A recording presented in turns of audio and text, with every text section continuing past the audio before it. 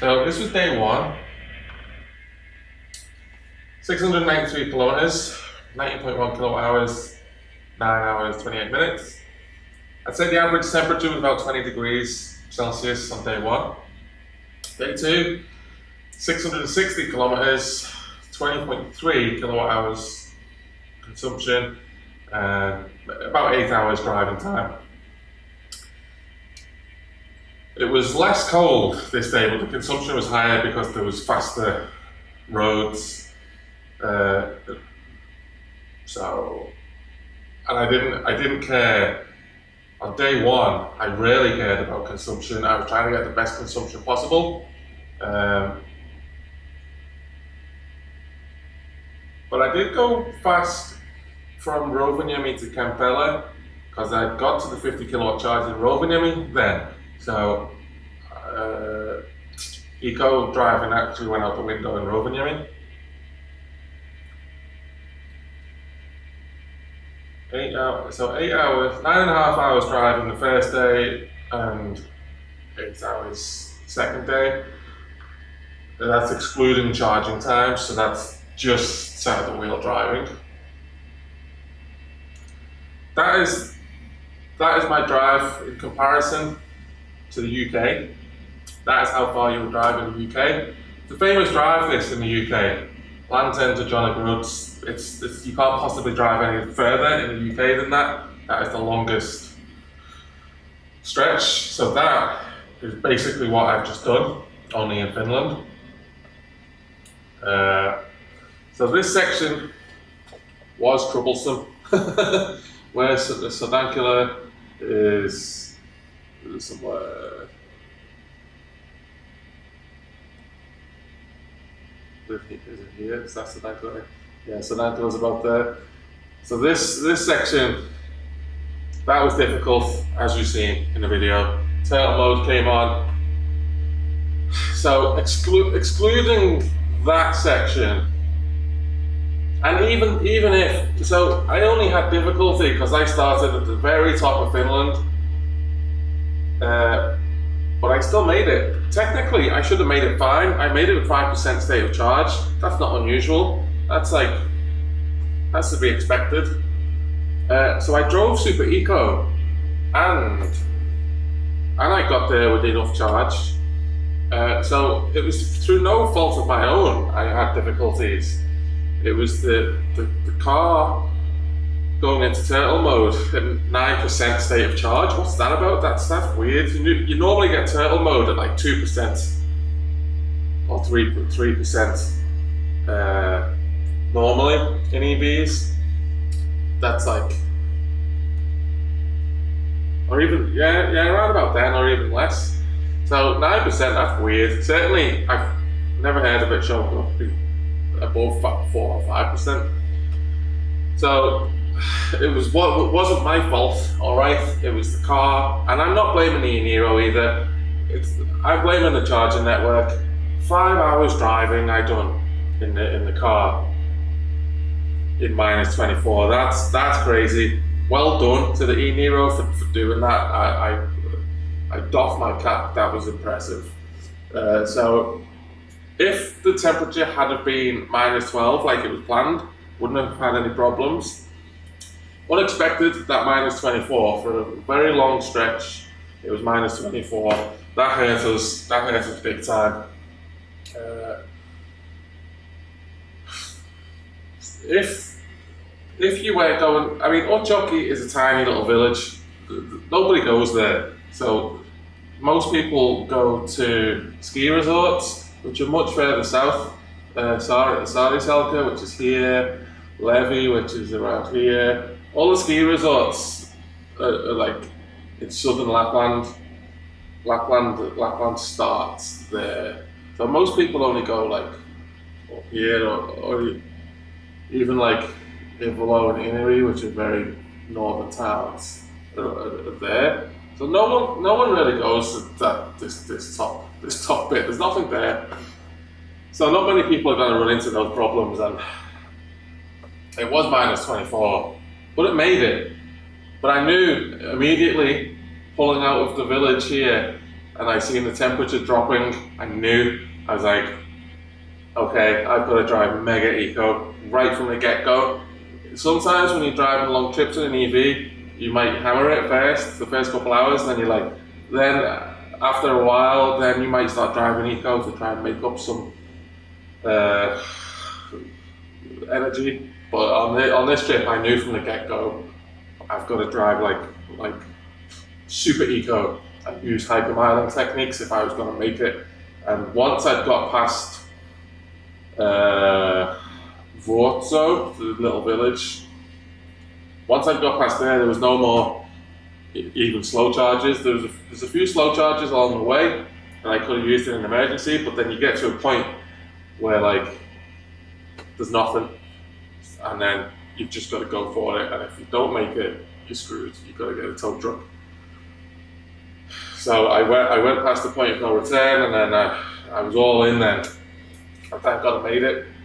After that, and because I was driving so slow, I cold gated.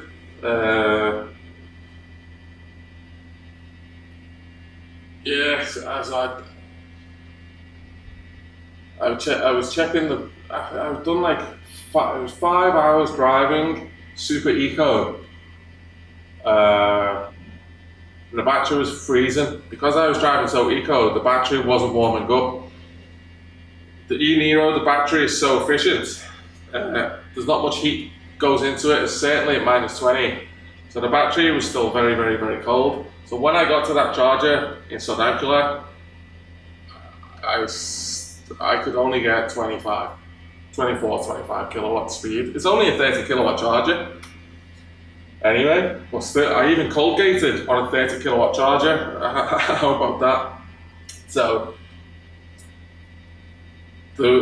I've moaned in the past. Well, I've not really moaned. I love that charger, that 30 kilowatt charger. If that wasn't there, I wouldn't have been able to do this trip in relatively normal time, shall we say? Well, not shall we say. It bloody was. I've done that trip. I've just done at -24. That was quicker than some trips I've done in petrol and diesel cars. In comparison, that was quite a fast trip. I'll put the stats. I'll put the stats here for the day 1, day 2, and the total trip time. I'll exclude the hotel time because I stayed at that hotel way too long. Because I was editing the video when I got there at like after 9 p.m. or whatever. Then I started editing the video for this trip, and that takes hours putting all the sequences together. So I didn't fall asleep until about 2 or 3 a.m. after making these videos. So then I woke up at 8, my alarm clock went off, and I was like, I can't get out of bed. So then I fell back asleep till about 10, about 10. So I was in no rush really. I could have done this trip faster still if I didn't do all the video editing and stuff. If I'd have just gone to bed at like 9ish when I got there and then set the alarm for 6 a.m. and woke up with a fresh head. Wow, I could have really done a good time on this trip. But I was in no rush, and so I left at 11 on day 2.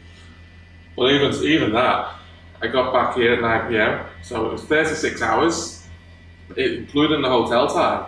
The whole thing was 36 hours, just under. Without the hotel time, the whole trip was under 24 hours. So I'd done Utjoki to Parainen, the whole length of Finland, in under 24 hours.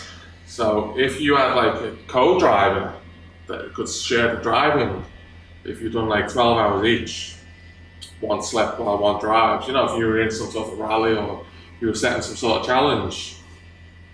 e-niro, keep pointing there because the car's next to you. e-niro, less than 24 hours to drive the entire length of Finland in hideously cold temperatures. It was the whole way. It was even like an hour away from Turku. The south of Finland is usually quite warm, well, relatively speaking. But the whole way through Finland was 24, minus 20. Even when I started day 2, it was like the car, it was minus 20. Minus 17 when I got in the car, and as soon as I got on the motor, it was minus 20. So the whole way was like minus 20, and then as I got to vascular, it went to like minus 15 or something, and then it was snowing heavily for the last hour, and then it got to minus 5 for the last hour. So the whole trip was flipping cold and snowing very heavily when I got quite near home. So once I got to Sodankala and charged up with the 30 kilowatt charger, Colgated of course, then I hammered it the whole way. I didn't do any eco driving the rest of the way. The problem with Finland is Lapland is okay. So all of Lapland, but then the rest of Finland in winter has winter speed limits. So all most of the 100 kilometer per hour roads become 80. So then if you're doing like, well, how far was that? 660.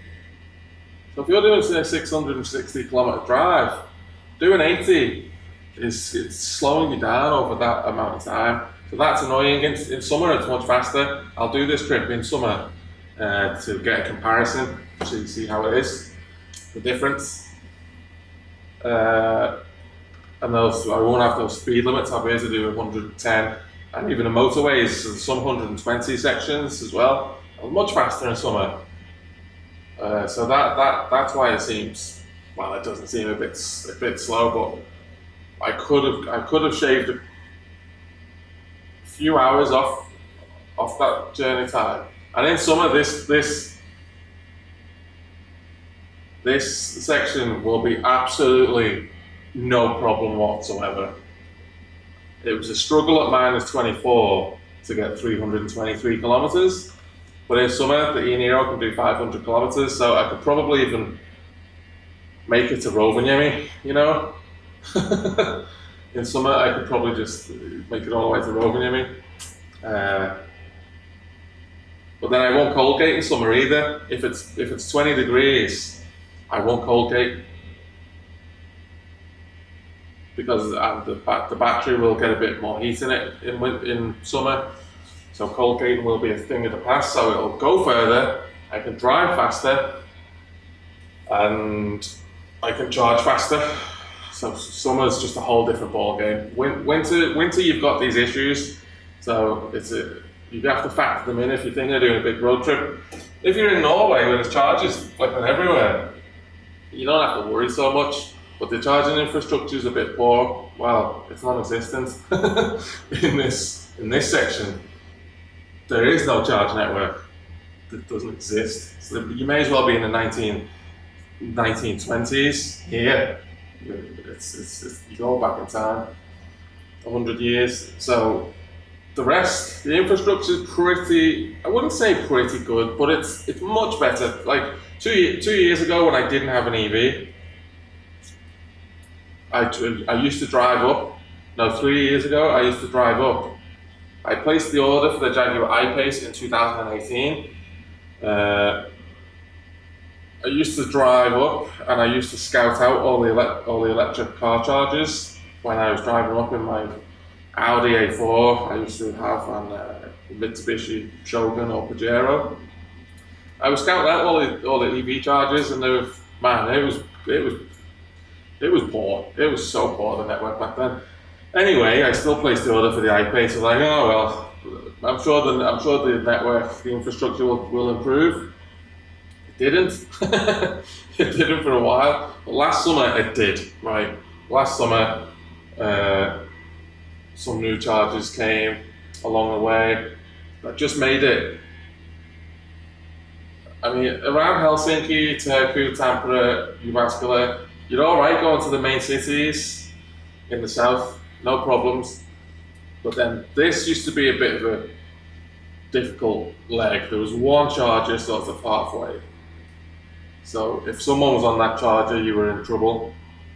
But now there's a few chargers So, like when I was coming down on day 2, there was a maintenance van at one of the chargers at Karsamaki, and I just went to the next one at Puhujärvi, which was that's new last summer.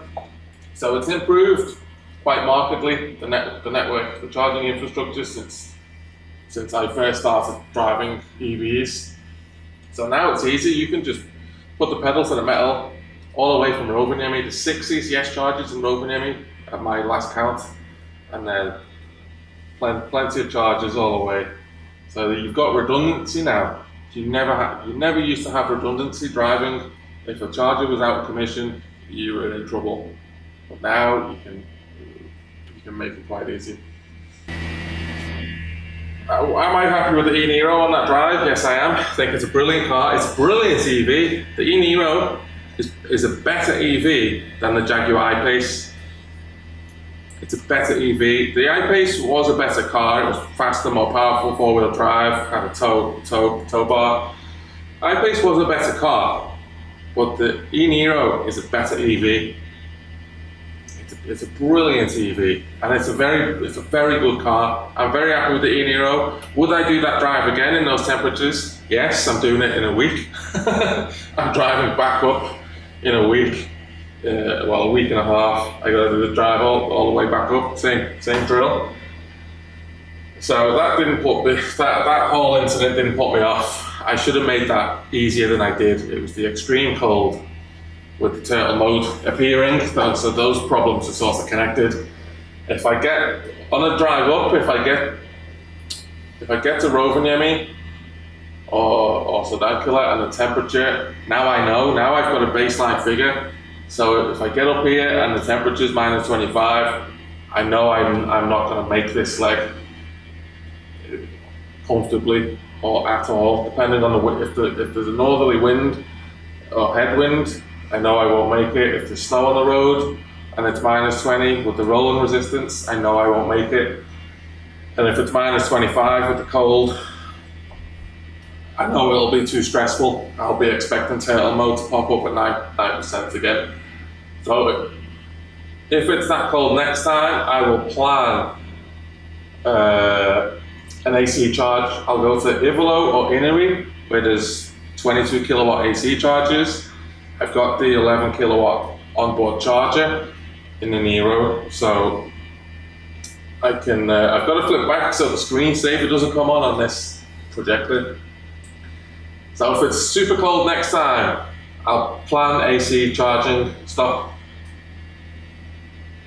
Which on the way back up, I have to go to a supermarket in e-niro anyway, so I'll do a big shop for like an hour, so I can jump on the AC charger for an hour, and that will be enough. That will be enough to get like 10 kilowatt hours put in that hour. That's an extreme cold.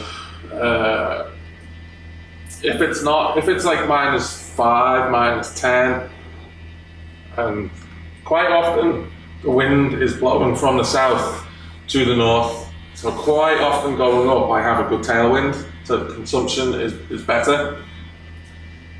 So then I would make it in one go, and I wouldn't hesitate to do that. So I'm just going to play it by ear next time. I've got that baseline figure now. I know 323 kilometers in minus 24. You're asking a lot of the car.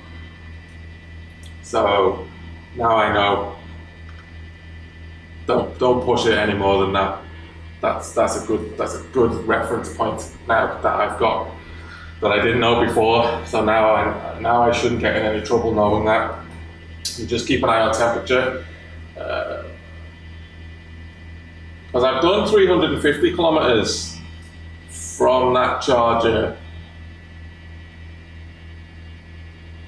What did I do?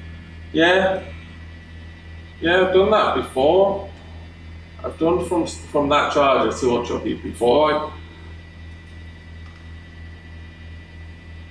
I'd still had 10% left. Yeah, that was on a warmer. I think it was minus 7 when I started off, and then minus 16 when I got up there. So I know it's possible and not difficult in the e-niro. I know this leg isn't difficult. But that cold that was not forecast, that bit us in the bum. So I'll do that when I head up next week. I'll play that by ear, but it shouldn't be a problem. So that's the whole length of Finland is pretty easy with a 64 kilowatt hour battery. You know, you don't need 100. You don't need like a Tesla long range whatever 100 kilowatt hour battery or like e-tron with a 95 kilowatt hour battery. You don't need these massive batteries. What you need is just a decent, efficient car. You don't need like the e-niro, the Kona, the Soul. I'm not sure not sure about the Leaf with the bigger batteries. I'm not too sure. I can't comment on other EVs because I've not done the drive in the cold, so I'm not gonna say, yeah, you could have done that 323 kilometers in a Leaf or whatever. They don't sell. I know the MGs, the MG EVs are popular in the UK. They don't sell them in Finland, and so they're not here. So there's a few cars that aren't available. Is the Polestar 2 available in Finland? I've not seen any of them. I'm not sure if they're available in Finland either. I don't know why. So I can't comment on other EVs, I'm not going to. But suffice to say, you don't need a massive battery to do these trips. 64 kilowatt hours.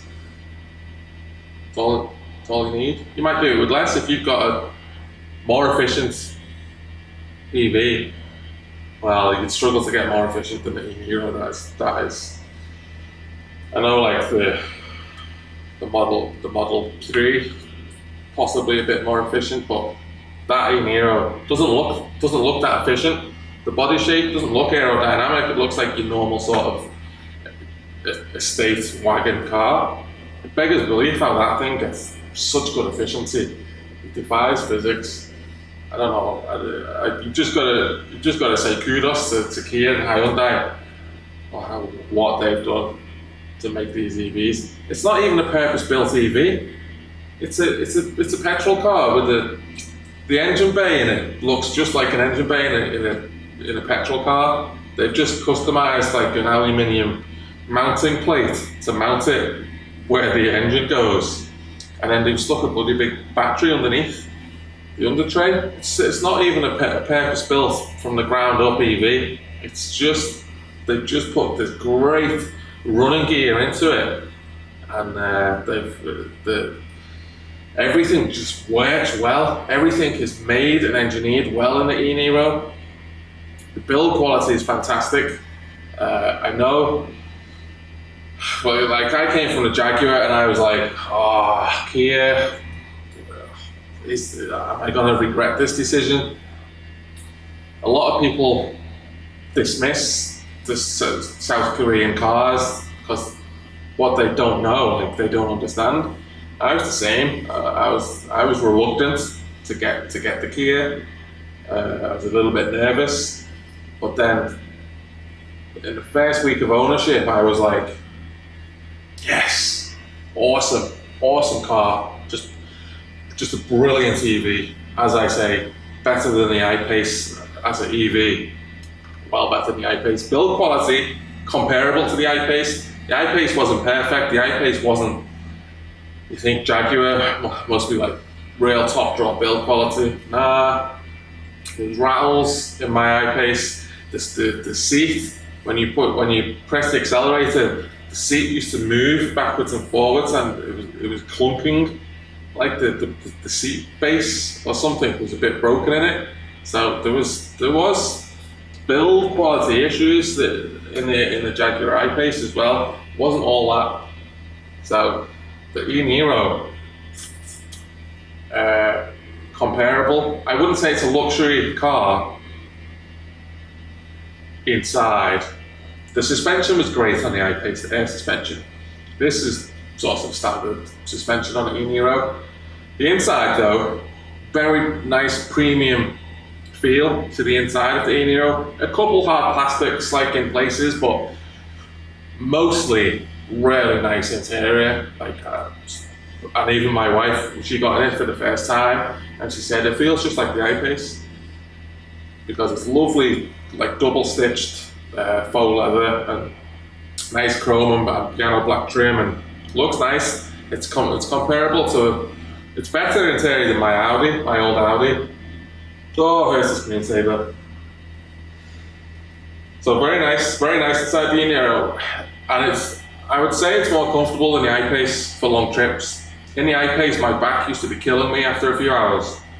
I didn't have the best seats in the I-Pace. I cheaped out and went with the base seats, which were still all right. Like, they were nice seats.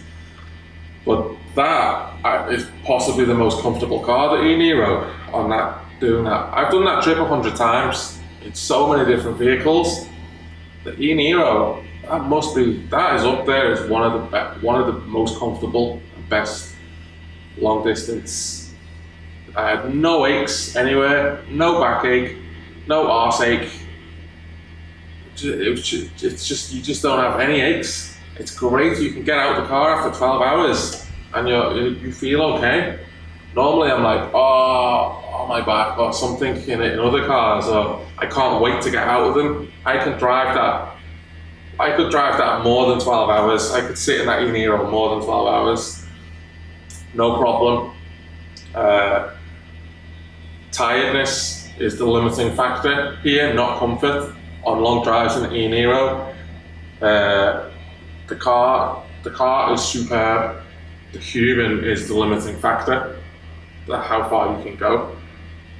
So it's just tiredness really. After 12 hours, I'm like, oh, I need to sleep. The charging breaks are nice on these long trips. It forces you to have a break, and then you go in and you have a coffee and you have something to eat. So that helps me feel better on the long trips than when I used to be in a fossil car years ago. And but you would still have to have breaks even in a fossil car. A human still needs to have meal times, breaks and drinking coffee breaks and toilet breaks. So there's really no time difference now with that e-niro. The Jaguar used to take a long time to charge because that was a 90 kilowatt hour battery, and most of the chargers were 50 kilowatts. So I'd be able to charge it for like an hour and a half when I'd run it really low. And because the I-Pace was quite inefficient, I would have to charge to 100%. I couldn't charge to 80 because it would go sort of too fast. So I'd need to charge like 90, 95, 100%. So it used to take like an hour and 45 minutes to charge the I-Pace on those 50 kilowatt chargers to get a full charge back. That was painful. But this is great. Back up to 80% on the e-niro. Gets about the same range as 100% on the I-Pace. And it takes like 1 hour. And that's if I'm really low. That's if I go really low. It takes 1 hour to get back to 80%. And then I'm good to go. So it feels like I'm spending less time at the chargers in the e-niro. It seems quite fast, which is logical because it's only a 64 kilowatt hour battery, so it's going to take less time to put energy in it than a 90 kilowatt hour battery. So that's a nice aspect. It feels like I have less time at the chargers, like a normal amount of time. Like in a fossil car, you go in, you have a meal for 45 minutes, go to the toilet, buy something from the shop, whatever.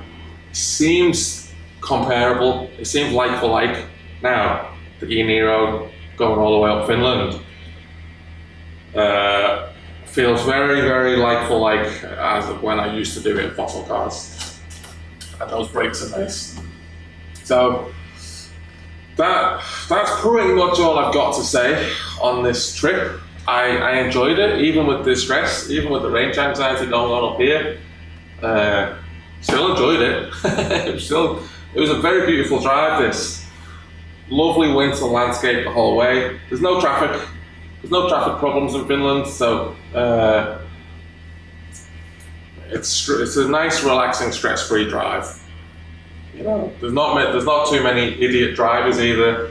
You always get a couple, like in any country, but generally Finnish drivers are quite sensible. I mean, I'm a professional driver. Like, I've got a bus driving license. I'm on the road a lot. I've seen a lot of stuff. So no one's perfect. No country's perfect. But Finland is pretty good. It's a very safe country to drive. So it's quite relaxing as well. It's brilliant. Quite a few speed cameras. I don't know why it's only showing 2 there, but there's like the speed cameras, loads of speed cameras around Rovaniemi. Yeah, there's a lot of speed cameras the whole way down, loads here as well. So in the e-niro, you can put on my phone, I turn a hotspot on, connect the e-niro to the Wi-Fi, and it warns you before you get to every speed camera. It gives you an audible sound.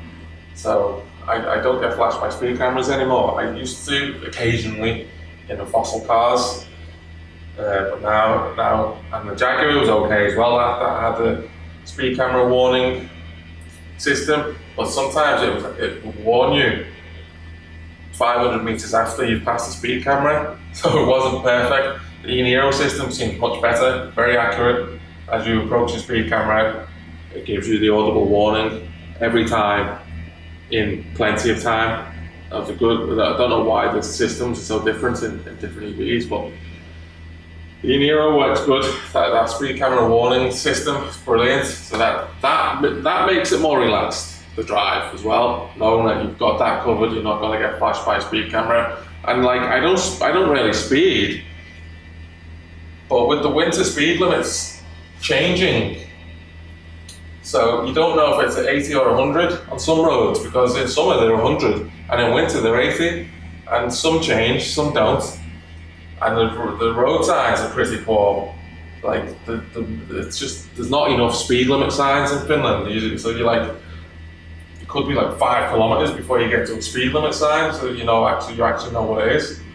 So you're not sure. So the times I've been flashed have been, I didn't think I was speeding, but the road had changed from 100 to an 80, and I was doing 90, and I was like, oh, for God's sake. That's €160 fine. So that's nice. I don't think I'm not sure if the car knows about the winter speed limit changes. No, I don't think it does. So you've got to be careful with that. But it pings you when there's a camera. It doesn't ping you because of your speed. It just warns you there is a speed camera. You're entering the speed camera zone.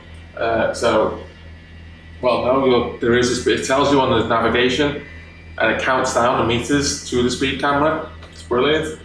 So you know, okay, I better slow down. If you're not sure if it's 100 or an 80, just do 80, and then you won't get flashed. So that's a good system.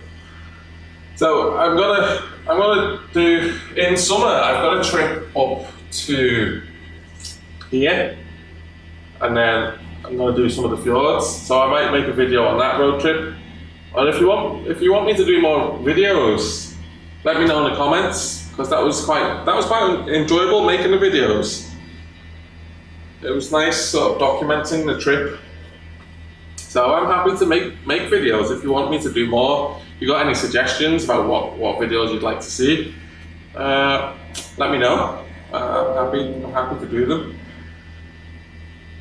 So that is all. All the stats are below, so you know exactly how this trip went. And yeah, I will leave it there. So thanks for watching this video series. I know there's a few problems with dust on the lens and stuff. I'm sorry about that. There was a few issues, so I'll try and fix them in future videos. This is like the first time I've ever made videos, sort of like, you know, I've got to make these YouTube videos, so I'm still learning. Still learning. It's all a little bit on the fly at the moment, but yeah, I'm happy to make more videos. That's cool. So thanks for watching the video series. I shall see you on the next one. Next one will probably be refitting that Webasto. it's passed the test. It's good. I only really use it in Lapland, don't really need it in the south. It actually makes the car too warm in the south. And in the south, even when it's -5, the heat pump's only using kilowatt, so there's no real benefit to using a diesel heater there. It's using so little energy, the car. So it's only for in Lapland, really, or super cold temperatures, I need the diesel heater. So I'm going to retrofit that quite neat. So I'll do a video on that. But let me know any other suggestions. Bye bye.